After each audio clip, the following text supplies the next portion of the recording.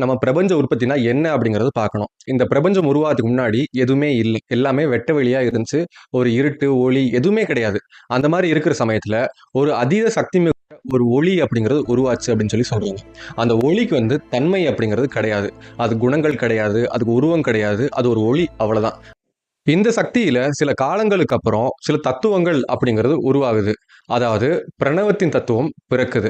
இந்த பிரணவத்தின் தத்துவம் பிறந்ததுனால, இந்த சக்தியும், இந்த பிரணவத்தின் தத்துவம் சேர்ந்து அது வந்து பிரக்ருதி அப்படின்ற ஒரு மிகப்பெரிய சக்திய வெளிப்படுத்துது. பிரக்ருதினா என்ன அப்படின்னு பார்த்தோம் அப்படின்னா, பிரக்ருதி அப்படிங்கிறது சிருஷ்டியின் மனம் கொண்டவர் அப்படின்னு ஒரு பொருள் சொல்றாங்க.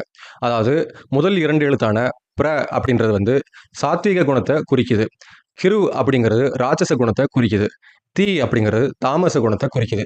இப்படி 3 குணங்கள கொண்டதுனால, இது வந்து உருவாக்குறதுக்கு ஏற்றதா இருந்துச்சு. இந்த பிரக்ருதி அப்படிங்கிற சக்தியில இருந்து முதல்ல 2 உருவங்கள் வெளிப்படுது. அதாவது ஒரு ஆண் உருவமும், ஒரு பெண் உருவமும் வெளிப்படுது.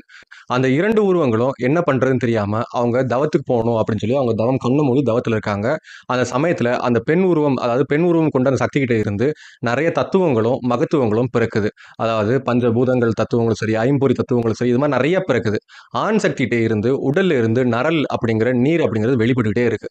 ஒரு சமயத்துக்கு மேல அந்த பெண் சக்தி வந்து அந்த ஆண் சக்தியோட ஐக்கியமாகுது.